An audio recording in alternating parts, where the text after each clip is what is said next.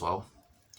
Quando se fala em Cannon, os primeiros filmes que certamente vêm à mente das pessoas que acompanharam muito bem essa época do cinema dos anos 80 e início dos anos 90, principalmente as produções que eram lançadas nos cinemas aqui no Brasil e em VHS, a maioria delas pela América Video, você certamente deve lembrar imediatamente de Comando Delta, American Ninja, Herói Seu Terror, Aventureiros do Fogo, Desejo de Matar 2, Desejo de Matar 3, Desejo de Matar 4, enfim, certamente os mais lembrados pelo grande público são esses. Mas recentemente eu fiz uma revisão de um dos filmes que eu não assistia há um bom tempo, mas eu lembrava que era muito bom. E esse filme ele é considerado pela crítica como sendo a obra-prima da Cannon. Eu estou falando do filme Expresso para o Inferno, de 1985. Esse filme aqui, dirigido pelo Andrei Konchalovsky, é um filme cujo roteiro, originalmente, é escrito pelo Akira Kurosawa. O mestre nos entregou grandes obras como Sete Samurais, Trono Manchado de Sangue, Rashomon, Yojimbo, Sanjuro, Sonhos, do Descaden, enfim. Kurosawa tem um currículo praticamente impecável. E o filme Expresso para o Inferno, ele acabou indo parar nas mãos Golan Globus, né? Menahem Golan e Yoram Globus, os donos da Cannon. Só que, ao contrário do que você poderia imaginar, porque os filmes da Cannon eles são conhecidos pela sua produção mais desleixada, no bom sentido aqui, como um amante de filmes dessa época visando. Eram produções mais descerebradas, produções mais buscando uma diversão totalmente escapista.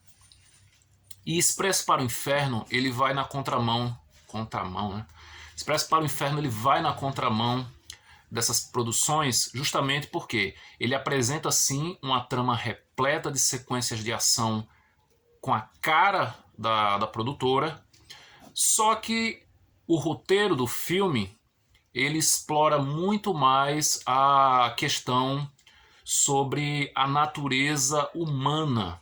Ele faz questionamentos muito interessantes a respeito dessa ambiguidade das pessoas. Aqui no caso, nós temos dois prisioneiros, vividos pelo Jon Voight e o Eric Roberts, que fogem de uma prisão de segurança máxima e vão se esconder em um trem cargueiro, só que durante a fuga, esse trem acaba ficando totalmente sem controle porque o operador sofre um ataque cardíaco e morre. Então daí cria-se uma trama repleta de tensão, com ótimos momentos de ação. Temos a entrada também da personagem vivida pela Rebecca De Mornay, que ela está aqui como uma mecânica que acaba adormecendo no trem e une-se a esses dois prisioneiros para tentarem juntos parar o trem e impedir que os três acabem morrendo numa inevitável colisão, já que enquanto eles estão tentando lá parar o trem de forma totalmente manual, lá na estação estão tentando parar o trem da forma mais hardcore possível, né? Que é sacrificando quem está no trem, porque eles vão ter que passar o trem para uma trilha cujo destino é uma rota sem fim. Então aqui a gente tem dois personagens que são totalmente pessoas de uma vida errônea, repleta de crimes, né, nas costas. O personagem vivido pelo Eric Roberts ele é acusado de estupro, enquanto que o Jon Voight ele é um personagem completamente destrutivo, ele é violento por natureza, ele tem uma presença assim, muito imponente e ao mesmo tempo ameaçadora. Só que conforme a sensação de perigo vai constantemente aumentando dentro desse trem e a tensão entre eles vai também aumentando, a gente começa a perceber outras camadas ali naqueles dois personagens. Principalmente quando surge em cena a personagem vivida pela Rebecca De Mornay.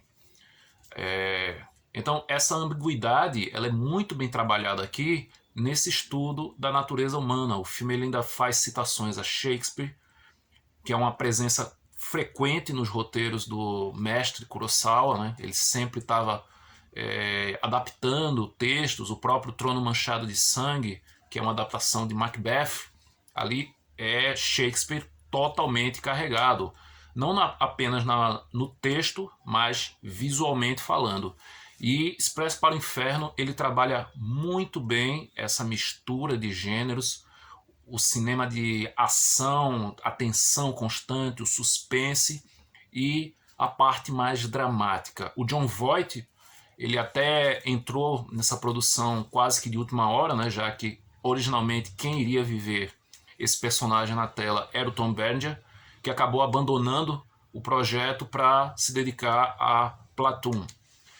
E o Jon Voight simplesmente arrebenta. Ele venceu o Globo de Ouro de melhor ator, foi indicado ao Oscar, mas acabou perdendo. O filme ele também recebeu vários prêmios, principalmente no Globo de Ouro. No Oscar ele acabou não sendo indicado a melhor filme, que é uma coisa que até hoje muita gente se pergunta por que ele não foi indicado. E é um grande filme, realmente. Ele é considerado a obra-prima da Cannon com justiça. É um filmaço espetacular. Além desses personagens, eu tenho que destacar também o personagem vivido pelo John P. Ryan, que era um ator que você constantemente via ele nos filmes da Cannon. Ele tá no Força Vingadora, ele tá no Comando Delta 2, e aqui ele faz o vilão, né? Se bem que é um filme que não dá nem para considerar muito vilão e herói, porque apesar da vilania que os levou a ir parar lá na prisão, os personagens do Eric Roberts e do Jon Voight, eles ainda assim eles têm um pouco de heroísmo guardado dentro deles, conforme a situação vai exigindo isso. Então o John P. Ryan ele vive o diretor da prisão de segurança máxima, e é aquele clichê tradicional anos 80 e 70, né? Que é aquele diretor totalmente sádico, implacável, que quer pegar, quer capturar os prisioneiros a qualquer custo. E tem um momento assim no final do filme que é maravilhoso entre ele e o Jon Voight. Eu não vou dar spoilers aqui, caso você não tenha assistido ainda essa grande obra-prima, mas eu te recomendo demais. Ainda falando sobre o elenco, esse filme ele marca a estreia de duas figuras muito conhecidas pelos fãs do cinema de gênero, dos filmes B em geral. Eu estou falando do Danny Trejo, que aqui é o seu primeiro trabalho. Ele participa numa sequência logo no início do filme, vivendo um prisioneiro lá que está lutando boxe com o Eric Roberts, na sequência logo nos primeiros minutos de projeção. E também temos aqui o já saudoso Tommy Tiny Lister Jr., que você deve se lembrar como o presidente dos Estados Unidos em O Quinto Elemento, e uma porrada de filmes B. Ele é o vilão do filme Desafio Total, que era um filme estrelado pelo Hulk Hogan. Não sei se você vai lembrar desse filme, mas era um filme que passava muito na televisão nos anos 90, na Bandeirantes à tarde. Que aqui ele é um guarda. Logo no início do filme também ele tem uma participação assim, bem rápida, mas é uma participação que é memorável.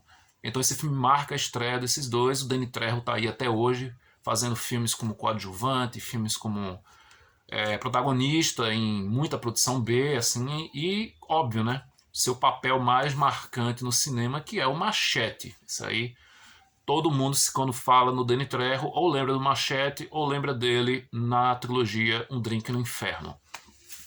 Bom, Expresso para o Inferno, infelizmente, não foi um filme lá muito rentável, né? O filme ele custou cerca de, acho que 8 milhões e ele acabou faturando bem menos do que isso, acho que pouco menos que 7 milhões no mundo todo. Ou ele custou um pouquinho mais e faturou quase 8, agora não me recordo bem. Mas é um filme muito influente, inclusive nos anos 90, ele foi a inspiração principal, junto com um outro filme dos anos 70, que é o Trem Bala, estrelado pelo Sonny Chiba. E ele foi, junto com esse outro filme, a inspiração para o roteirista Graham Yost escrever o roteiro do clássico dos anos 90 e também um dos melhores filmes de ação de todos os tempos, que é o Velocidade Máxima, estrelado pelo Keanu Reeves. Então aqui a gente tem essa excelente mistura de ação, suspense, uma tensão constante, um excelente arco dramático, esse estudo sobre a natureza humana e de como a situação faz a pessoa. Além disso tudo, temos excelentes diálogos, o roteiro espetacular, frases muito fortes, marcantes, principalmente as ditas pelo personagem Manny, vivido pelo Jon Voight. Ele tem momentos assim incríveis, tem uma sequência que ele é confrontado na parede contra numa briga, que um personagem está tentando fazer uma coisa, ele não consegue, e aí ele rebate a frase assim que é: você é um monstro, tal, não sei o quê. Aí ele fala: não, eu sou pior, eu sou humano. Assim, sensacional os diálogos desse filme. E claro, não dá para deixar de lembrar de um dos diálogos mais fortes, de uma das frases mais fortes que ele fala, que é: ganhar ou perder, qual é a diferença?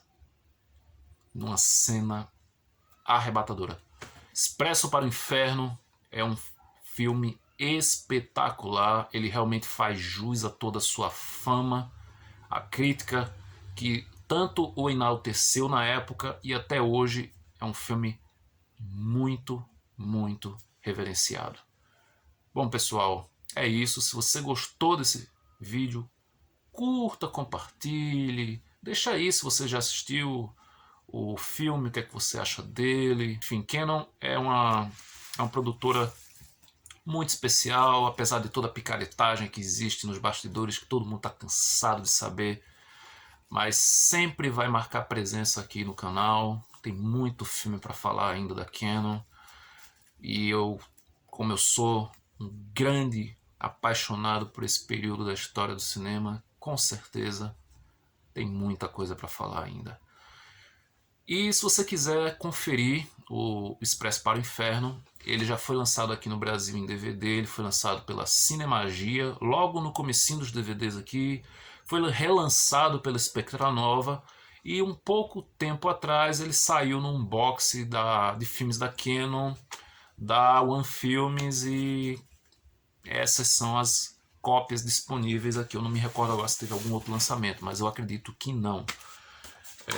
Aqui é a minha cópia para o meu DVD que eu mesmo fiz. Por quê? Porque eu não gostei da qualidade da imagem de nenhuma dessas edições que eu acabei de falar. A única que eu não vi a qualidade é a da One Films, mas a da Spectra Nova e a da Cinemagia eu achei bem inferior ao que o filme merece.